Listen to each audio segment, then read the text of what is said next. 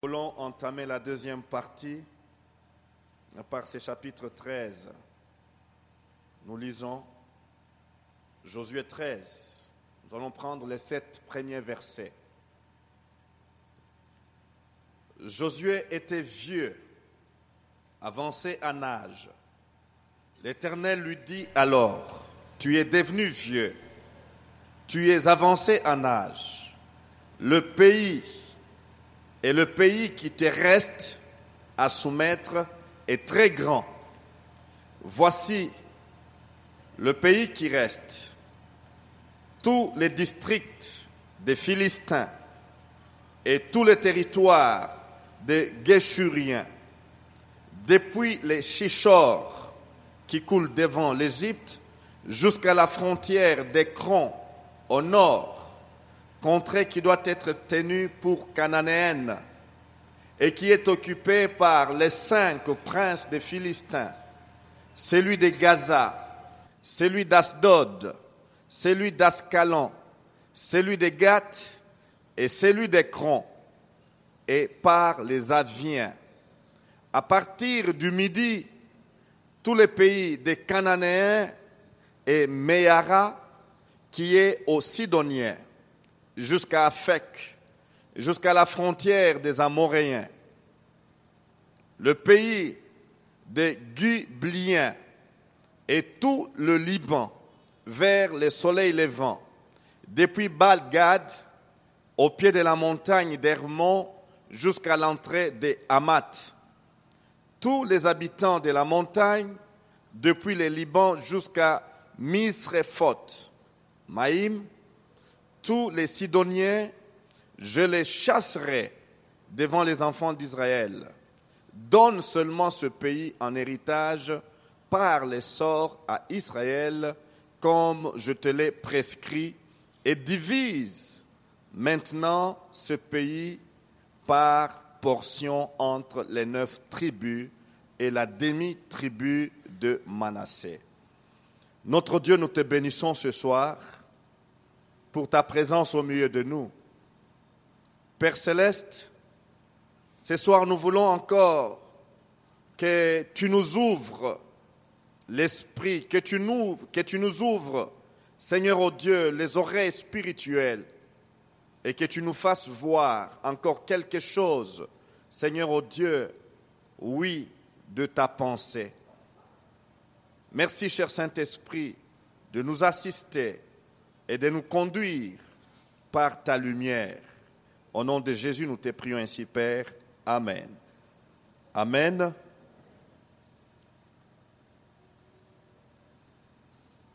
Si il faut déjà nous donner une pensée centrale de cette portion, de ces 7 versets, la pensée centrale qui se dégage, c'est l'évaluation. L'évaluation. En étudiant ces 7 versets, cette pensée a retenu mon attention. Il est écrit, Josué était vieux, avancé en âge, et l'Éternel lui dit, tu es devenu vieux, tu es avancé en âge, et le pays qui te reste à soumettre est très grand. Le chapitre 12 que nous avons vu, pour terminer la première partie, nous donne un rapport de la conquête faite par Josué et le peuple d'Israël. Nous avons vu 31 rois, 31 monarques, 31 villes conquises par Josué et le peuple d'Israël. Et si on doit ajouter les villes conquises à l'est du fleuve Jourdain, ça nous fait 33 villes. Et je me suis arrêté là-dessus pour dire que les rapports demandent ou exigent une évaluation. Alléluia. Le rapport exige une évaluation. Nous voyons là une évaluation faite même sur la personne de Josué. Alléluia. La Bible nous dit, Josué était vieux, avancé en âge. L'Éternel lui dit, tu es devenu comment? Vieux. Dieu l'évalue. Et ça, c'est quelque chose qui m'enseigne. Dieu nous suit. Alléluia. Dieu nous suit. Dieu connaît nos jours. Dieu connaît nos mois. Dieu connaît nos années. Et c'est là qu'il convient de les craindre. C'est là qu'il convient de les connaître. C'est là qu'il convient donc de savoir que nous marchons avec lui. La vieillesse de Josué m'a dit beaucoup de choses. Tout de suite, une vieillesse heureuse. Alléluia. Une vieillesse heureuse. Pourquoi? Vieillesse vécue avec Dieu. Et là, la Bible nous dit bien des choses au sujet de cette vieillesse vécue avec Dieu. Prenons les psaumes 71. Les psaumes 71, verset 18.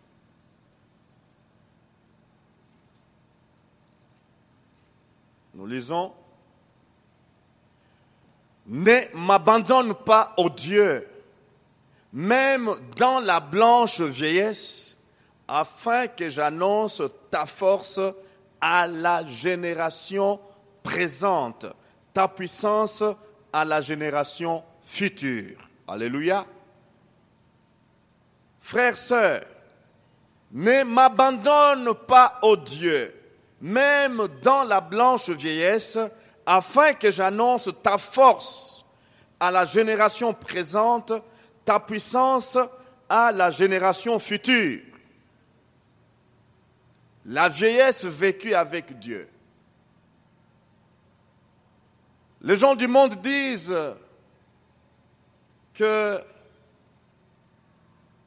un vieux ou un vieillard, c'est quoi? Une bibliothèque, n'est-ce pas? Vivante. Et lorsqu'on a passé une vieillesse au pied de Christ, lorsqu'on a connu une vieillesse dans le Seigneur, combien nous devons être une richesse pour le peuple de Dieu. Frère, ça m'a tellement interpellé quand je vois comment Dieu traite ces vieils hommes. Dans notre culture, on met les vieux au garage. Dans notre culture, on se désintéresse de vieux. Dans notre culture, on prend les vieilles personnes, on va les loger quelque part, hommes de vieillards, où ils sont là tranquilles en attendant leur départ. Mais Josué a dépassé déjà 80 ans. Mais Dieu se sert encore de lui. Alléluia. Dieu se sert encore de lui. Dieu confirme. Nous l'avons lu. Il dit, tu es devenu vieux. Tu es avancé en âge. Et le pays qui te reste à soumettre est très grand. Alléluia. Sautons ces premiers versets pour voir le verset 7. Il dit, divise maintenant ce pays par portion entre les 9 tribus et la demi-tribu de Manassé. Alléluia. Je me suis arrêté, mais c'est cette personne déclarée vieille, ou ce vieux Josué, que Dieu juge utile pour faire la division, pour faire la répartition de la terre promise. Ici dans notre pays, on sait ce qui se passe donc sur les jeux politiques, n'est-ce pas? Qu'est-ce qu'on dit? Non, ça ce sont des vieux, ils sont déjà fatigués, nous voulons maintenant un sang chaud, nous voulons... Mais regardez ce que la Bible nous enseigne. Alléluia. Dieu n'a pas jeté ses vieux au garage. Dieu ne les a pas donc méprisés, moins encore laissés tomber. Mais Dieu, qui a arrêté un plan avec lui, Dieu continue encore avec lui. Alléluia. Et ceci m'a amené à voir ce que Dieu pense de la vieillesse. Psaume 92, verset 14. Il est dit, Psaume 92, verset 14, je prends à partir du verset 13, « Les justes croissent comme le palmier, ils s'élèvent comme le cèdre du Liban, plantés dans la maison de l'Éternel, ils prospèrent dans les parvis de notre Dieu. Ils portent encore des fruits dans la vieillesse. » Ils portent encore les fruits où? Dans la vieillesse.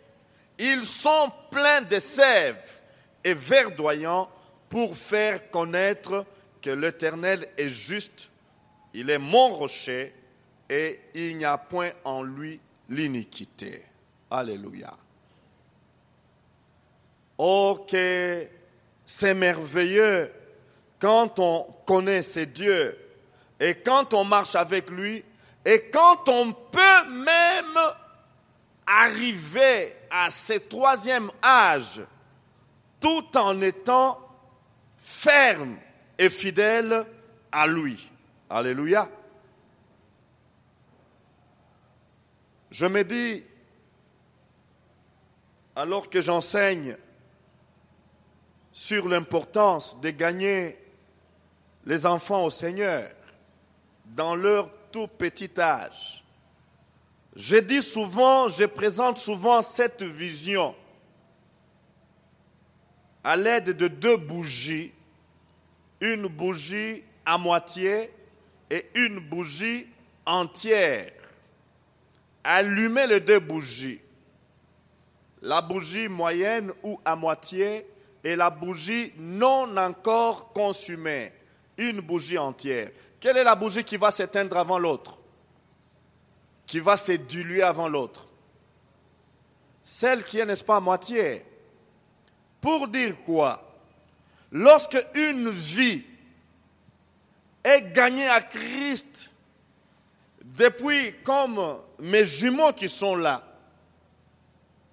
ils sont à l'église depuis je ne sais pas les jours qu'on les a présentés ici. Aujourd'hui, on partage la parole de Dieu avec eux. Ils me racontent les histoires bibliques. Ils prient. Je leur demande, venez prier pour moi, je suis fatigué. Ils m'imposent leurs mains. Alors pensez s'il vous plaît que ce monsieur-là, qui a commencé à prier le Seigneur autour de 3 ans, 4 ans, 5 ans, qu'il arrive à 80, 95 ans, qu'est-ce qu'il aura fait dans le camp ennemi? Alléluia. Qu'est-ce qu'il aura représenté pour le camp ennemi? Une vie qui n'a connu que le Seigneur. Et arrivé même à l'âge de Josué, il n'a pas dévié, mais il est resté fidèle, attaché à son Dieu. Qu'est-ce que cela peut représenter pour Satan? Et c'est cela que je me suis intéressé, non pas à la vieillesse des païens, mais à la vieillesse des enfants de Dieu. Alléluia. À la vieillesse des enfants de Dieu, ceux qui ont donné leur vie à Christ depuis des années, depuis leur enfance, et qui sont restés fidèles dans leur marche. Combien d'exploits ils ont fait avec le Seigneur? Combien de conquêtes ils ont fait avec le Seigneur? Et nous voyons bien que Dieu reconnaissant son âge avancé, Dieu lui dit, tu vas diviser le pays, tu vas diviser l'héritage. Alléluia. Pourquoi? Il a la maîtrise des choses. Il connaît d'où Dieu l'a pris et comment il a cheminé avec lui. Et il connaît les 12 tribus d'Israël. Et il peut faire cette répartition de la manière dont Dieu l'a voulu. Et cela est stipulé même dans le passage que nous avons donc devant nous. Le psaume 103 nous dit ceci. Verset 5. C'est lui qui rassasie de biens ta vieillesse, qui te fait rajeunir comme l'aigle. Alléluia. Et puis une chose, c'est quoi? J'aimais beaucoup ça, les pasteurs aimaient le dire. Ils disaient, ce qui est vieux, c'est quoi? Ce n'est pas ce qui est dedans, mais ce qui est vieux, c'est l'enveloppe qui vieillit. Mais l'Esprit de Dieu qui habite en moi ne vieillit jamais. Alléluia. Cet esprit ne vieillit jamais. Il est toujours jeune. L'Esprit de Dieu, l'Esprit Saint. Ajoutons encore les passages que mon frère aime bien. Ésaïe 46. Vous pouvez les dire par cœur. Ésaïe 46, les lecteurs de la Bible. Ésaïe 46, verset 5. Verset 4 plutôt. Jusqu'à votre vieillesse, je serai le même. Jusqu'à votre vieillesse, je vous soutiendrai. Je le fais et je veux encore vous porter, vous soutenir et vous sauver. Amen. Dieu ne lâche pas les vieilles personnes comme les gens du monde. Dieu ne lâche pas ceux qui ont marché avec lui dans la fidélité, dans l'attachement, dans la consécration. Dieu ne les lâche pas autant comme nous le vivons au monde, dans le monde. Et pour terminer avec cette pensée sur la vieillesse de Josué, l'évangéliste Luc nous dit de bonnes paroles sur la vieillesse de cet homme que Dieu a utilisé pour visiter son peuple. Nous lisons dans Luc 1, au verset 36. Il est dit, « Voici Élisabeth, ta parente, a conçu elle aussi un fils en sa vieillesse. Et celle qui était appelée stérile est dans son 6e mois. » Amen. La vieillesse n'est pas quelque chose de négatif lorsqu'elle est vécue avec Dieu. Alléluia. La vieillesse, lorsqu'elle est vécue avec Dieu, c'est une grâce. C'est une couronne. Alléluia. Puissions-nous nous tous vieillir dans le Seigneur. Alléluia.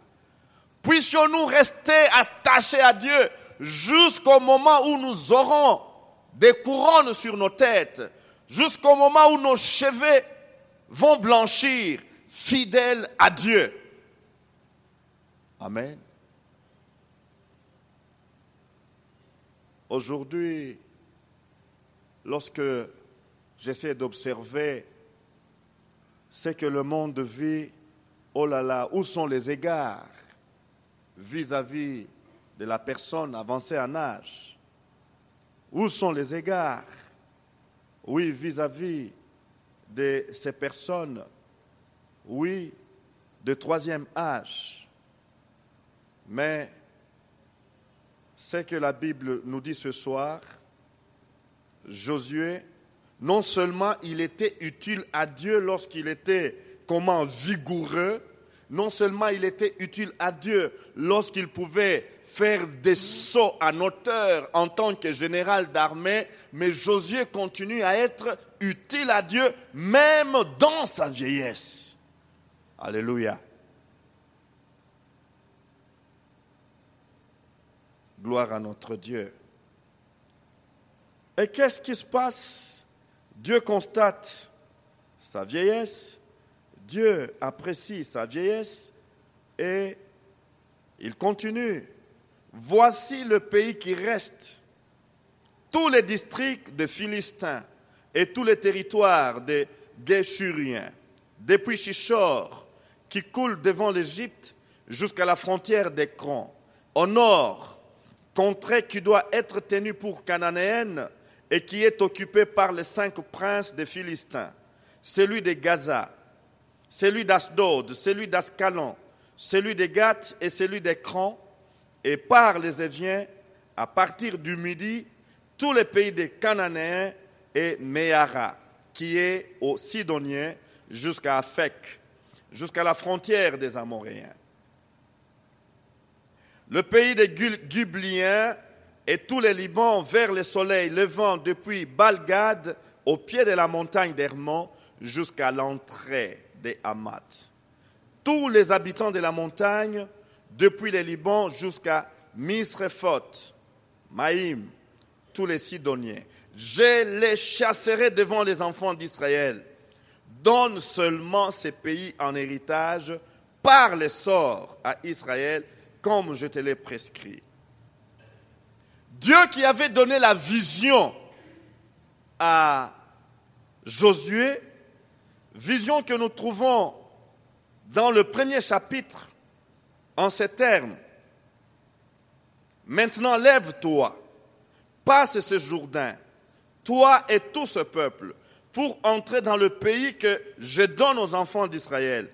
Tout lieu que foulera la plante de votre pied, je vous le donne. Comme je l'ai dit à Moïse, vous aurez pour territoire, depuis les déserts et le Liban, jusqu'au grand fleuve, le fleuve de l'Euphrate, tous les pays des Hessiens, jusqu'à la grande mer, vers le soleil couchant. Voilà la vision que Dieu a donnée à Josué. Tout ce qui devait être territoire ou la terre à conquérir. Et nous avons vu la conquête à travers tous les 12 chapitres. Josué donne le rapport de la conquête effectuée.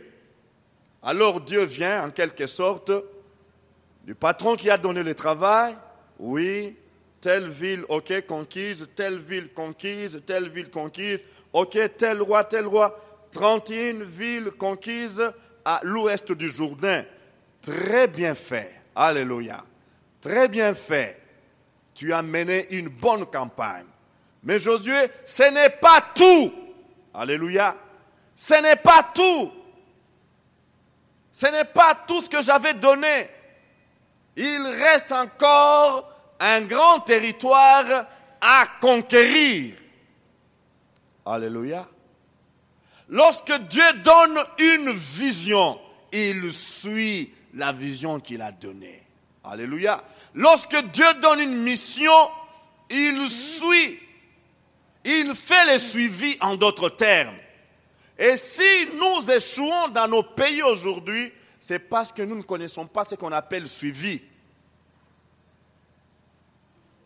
On ne sait pas ce qu'on appelle suivi. Or, chez nous aujourd'hui, pour que l'on fasse le travail pour lequel on est engagé, on a besoin d'une main derrière, une main qui pousse. Mais voilà, Dieu a donné la mission à Josué. Josué a exécuté la mission. Il a passé presque 7 ans de guerre, 7 ans de conquête. Pensez un peu, 40 ans dans le désert. Après 40 ans, 7 ans de combat, 7 ans de conquête. Et il entend dire, écoutez, Josué, bravo pour ce que tu as fait, mais ce n'est pas tout.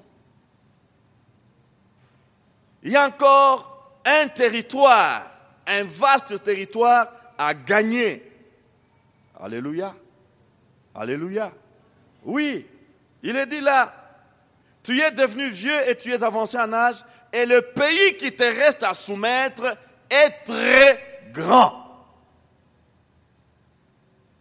Alors que nous pouvons nous contenter des petites réussites, alors que nous pouvons déjà frapper les mains pour des petits succès, Dieu regarde et dit, tu as bien fait, tu as obéi, tu t'es soumis, tu t'es consacré, tu t'es dévoué, gloire à Dieu. Mais j'attends plus que ça.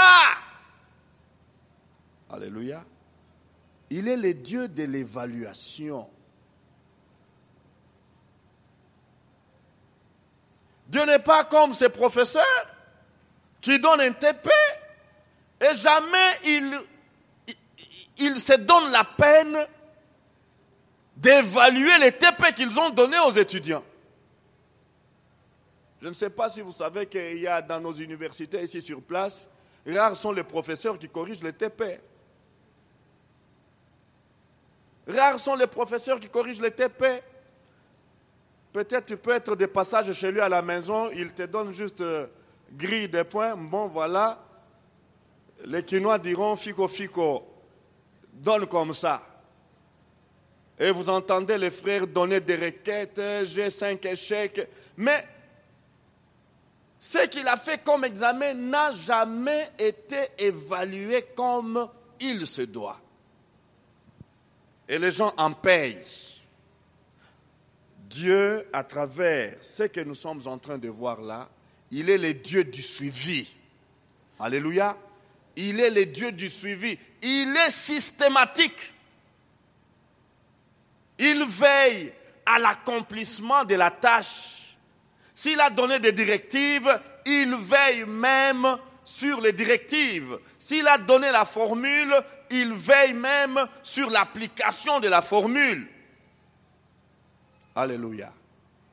Alléluia. Oui, je parle de la formule, je n'invente rien. Vous ferez chaque jour un tour autour de la muraille de Jéricho.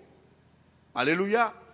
Et le dernier jour, vous ferez autant de tours. La formule. Et il a veillé à ce que Josué observe la formule. Alléluia.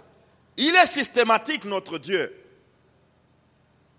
Et voilà, Josué qui pouvait se frotter les mains, Dieu lui rappelle, tu es devenu vieux, tu es avancé en âge, et le pays qui te reste à soumettre est comment? Très grand. Frères, ne soyons jamais satisfaits de quelques exploits que nous puissions faire dans le Seigneur. Alléluia. Ne soyons jamais satisfaits. Ne nous arrêtons jamais sur les exploits d'aujourd'hui. Rendons grâce à Dieu, mais disons-lui, Seigneur, amène-nous encore plus loin avec toi.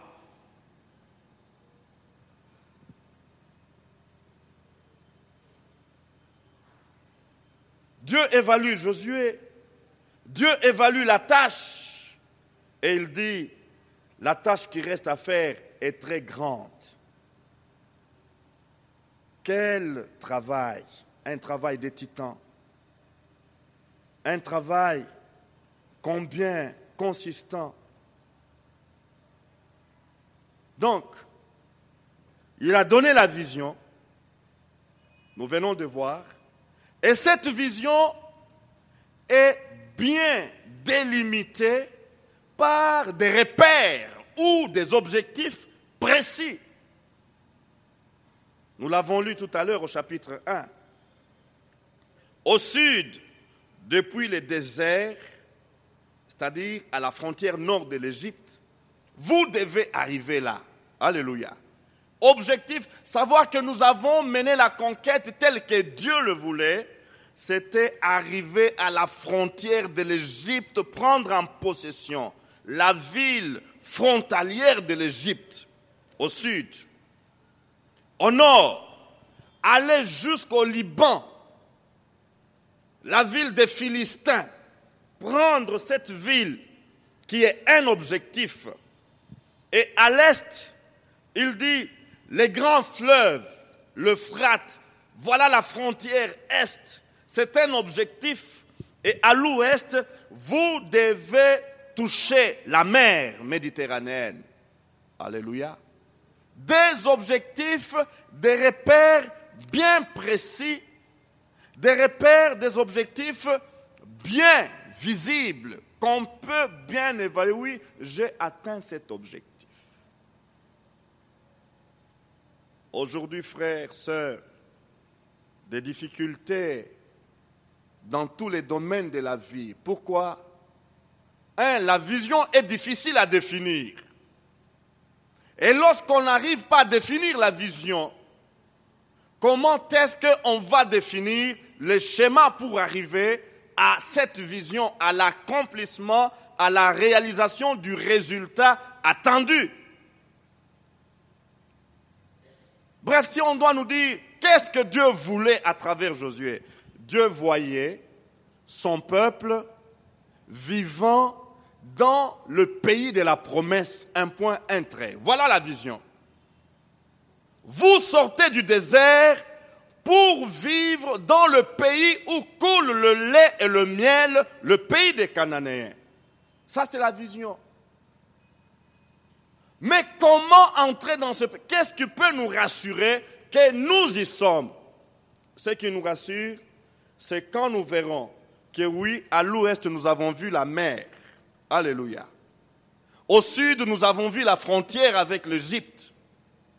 À l'est, nous avons vu le fleuve Euphrate. Alléluia. Et ça, ce sont des objectifs qui étaient donc des points focaux devant les yeux de Josué. Pour dire combien aujourd'hui, frères et sœurs, dans notre marche chrétienne, est-ce que nous avons une vision du travail, de notre marche avec Dieu? Est-ce que dans notre marche avec le Seigneur, nous avons des repères en tant qu'enfants de Dieu, des objectifs qui, lorsque nous pouvons nous arrêter, nous pouvons dire, j'essaie de m'évaluer moi-même. Au sud, j'ai quelle frontière? À l'ouest, j'ai quelle frontière que j'ai vue? Au nord, je vois quoi? Alléluia. En tant qu'enfant de Dieu, que dit la Bible?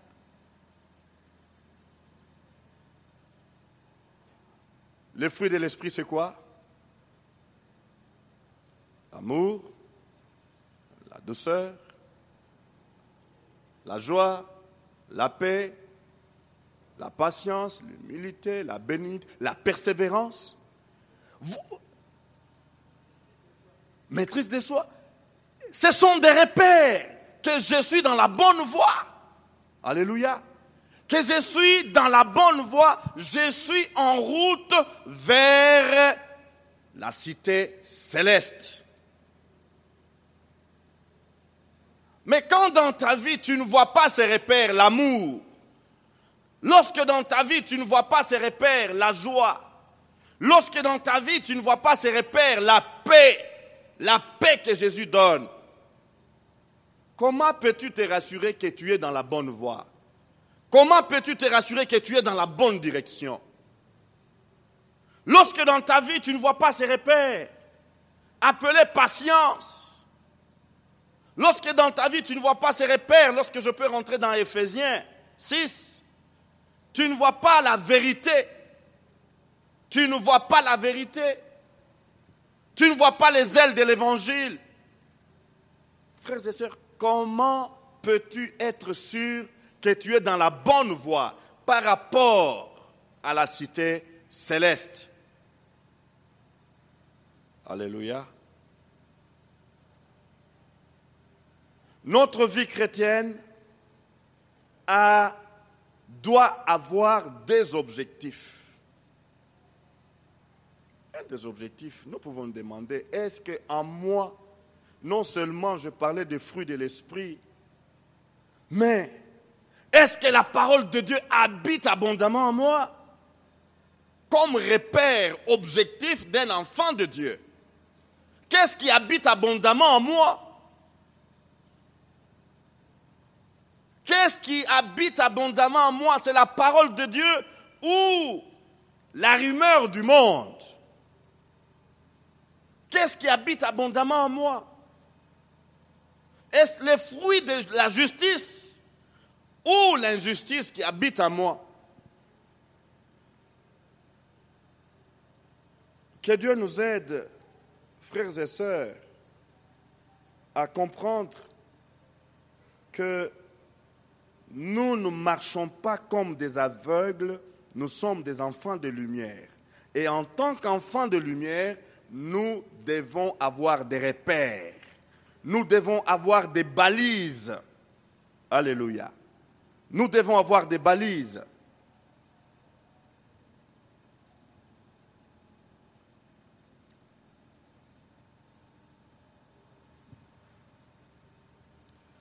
Dieu qui avait fixé les objectifs à atteindre, c'est aussi lui qui fait l'évaluation.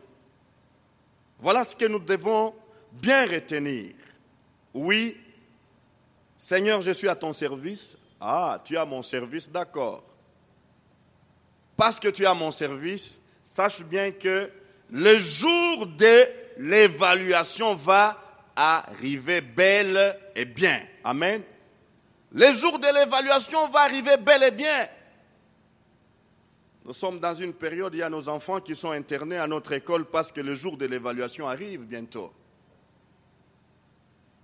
Le jour de l'évaluation. Combien je me souviens quand on était petit, le 2 juillet était une date fatidique. Le 2 juillet. Pourquoi? On devait savoir qui est qui fait quoi à l'école.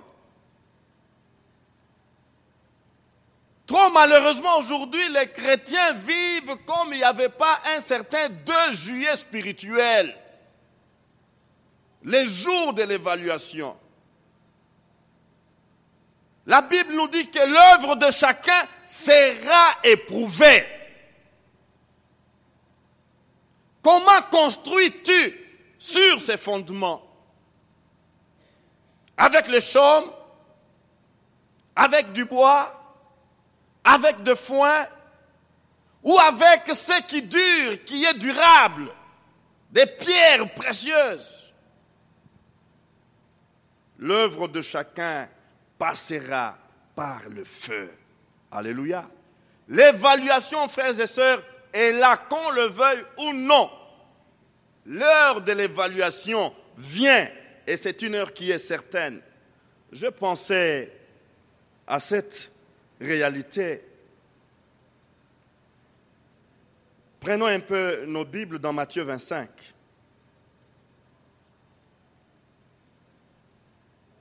Nous lisons à partir du verset 14. Il en sera comme d'un homme qui, partant pour un voyage, appela ses serviteurs et leur remit ses biens. Jésus nous a remis ses biens, frères et sœurs. Alléluia. Il nous a remis son Saint-Esprit.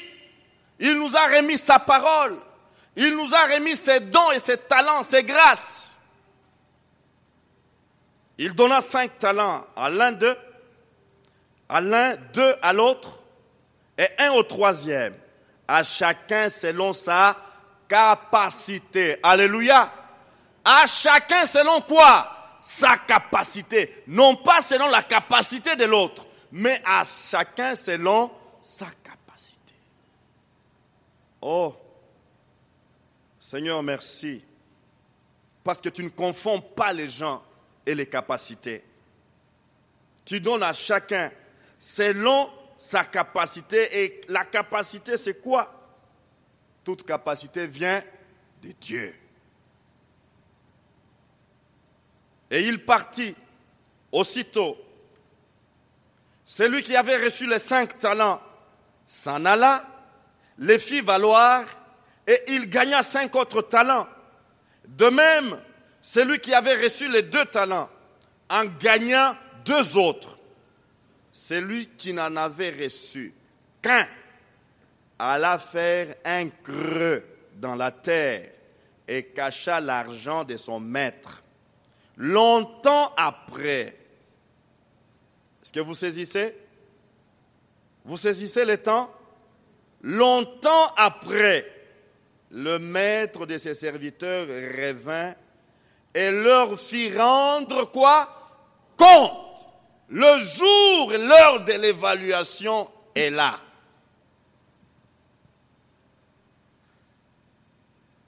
Celui qui avait reçu les 5 talents s'approcha en apportant 5 autres talents.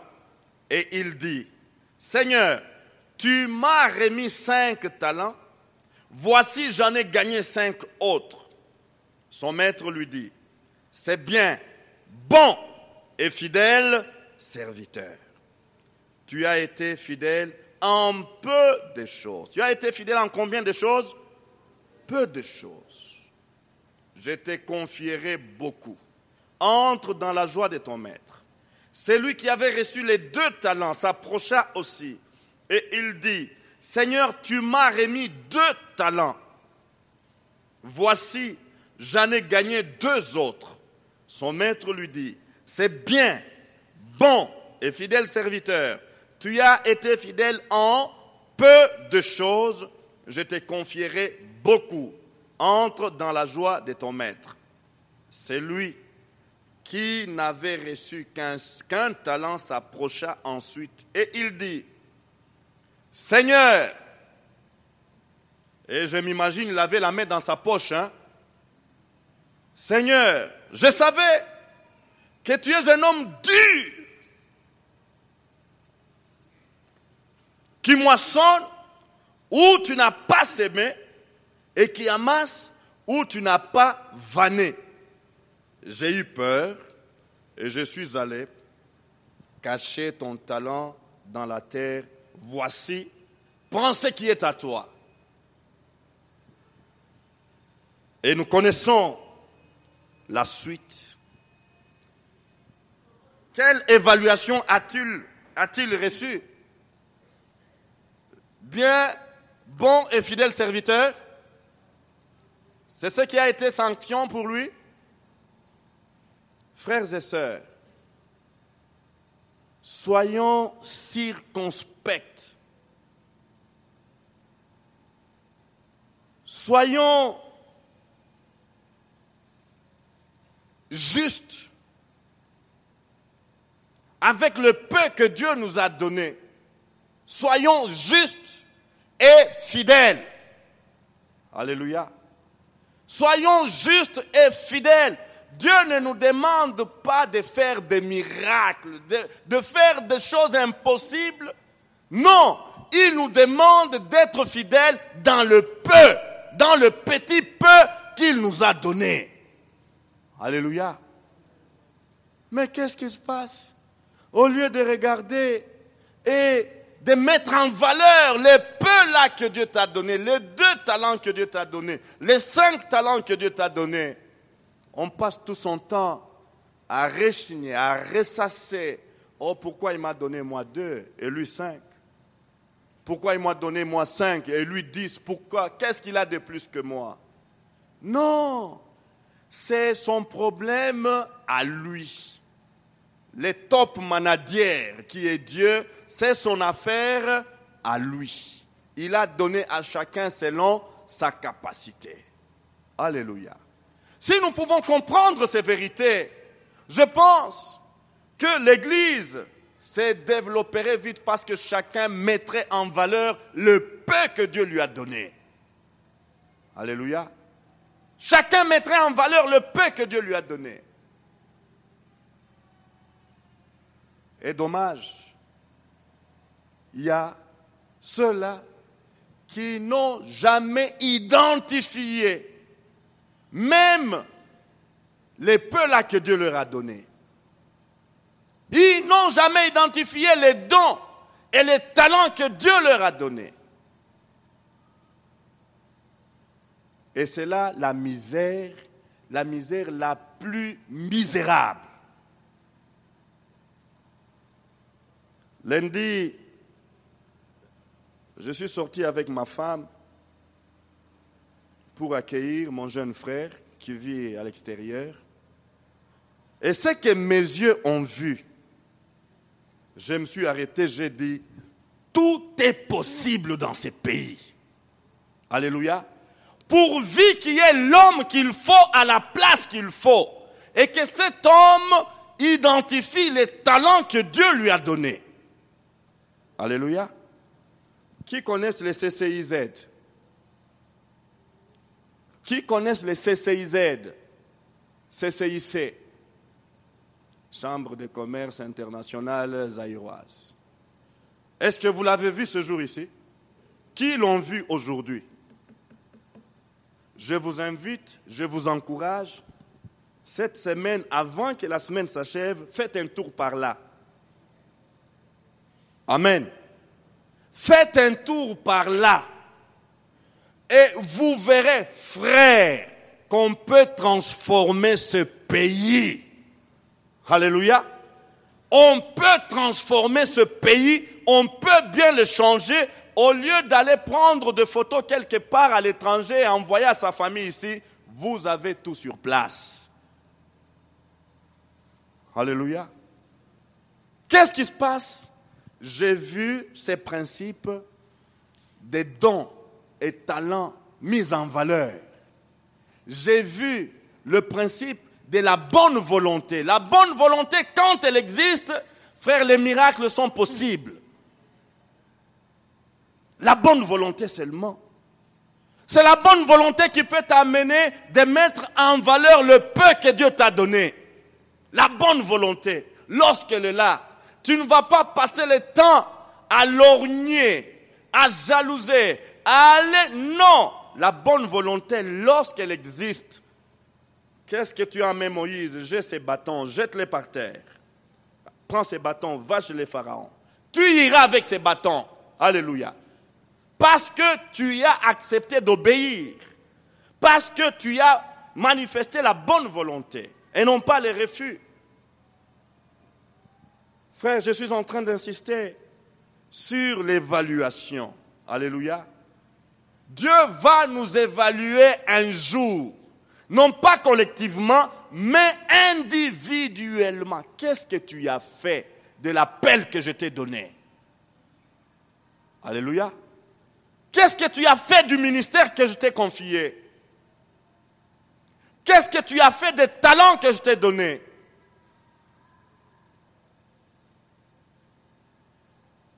Oh mais, tu as vu, je fais quand même. Non, tu as fait juste les 1/10 de ce que tu devais faire. Josué, le pays qui te reste à soumettre est très grand.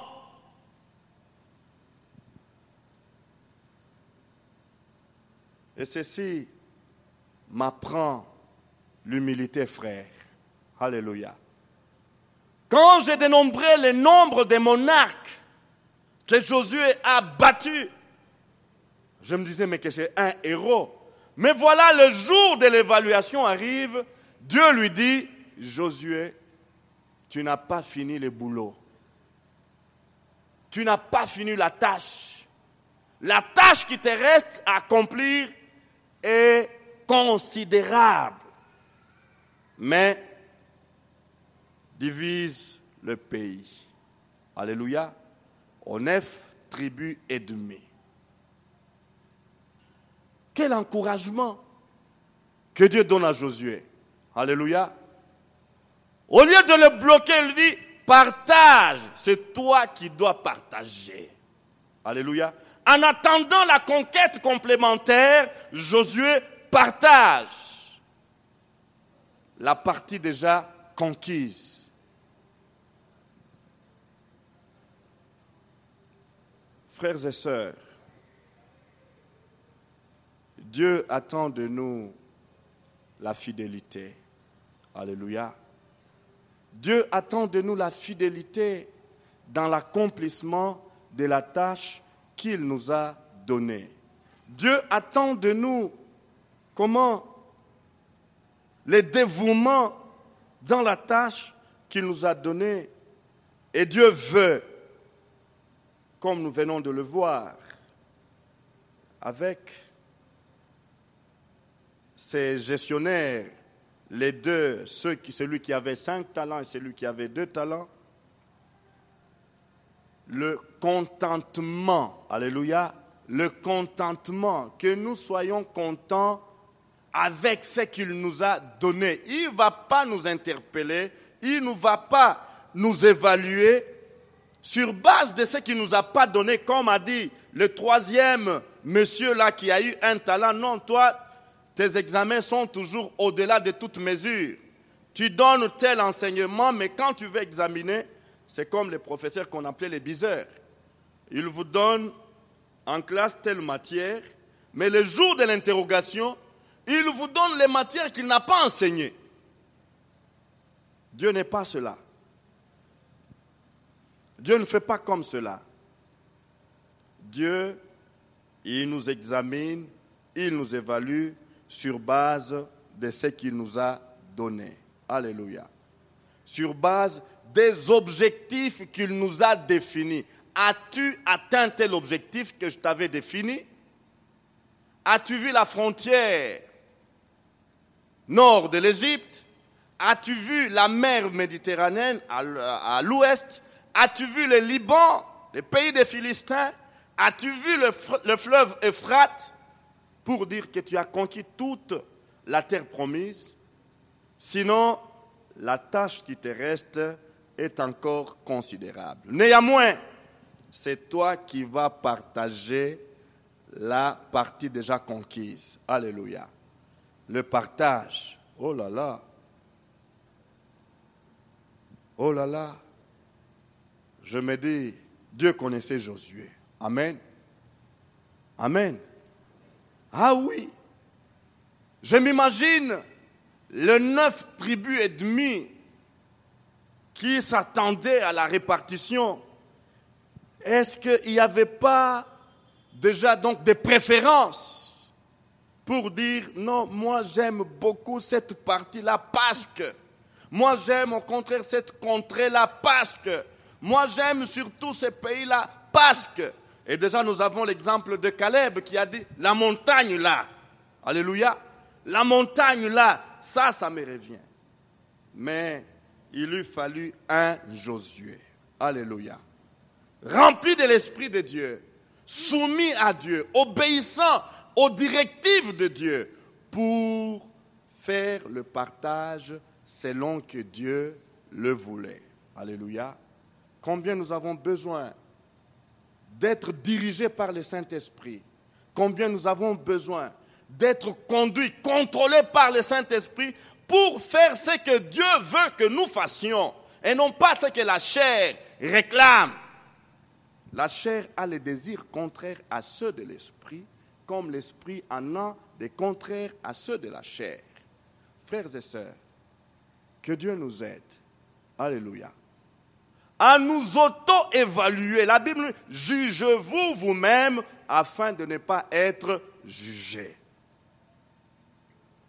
Nous allons baisser nos têtes alors que les pasteurs avancent.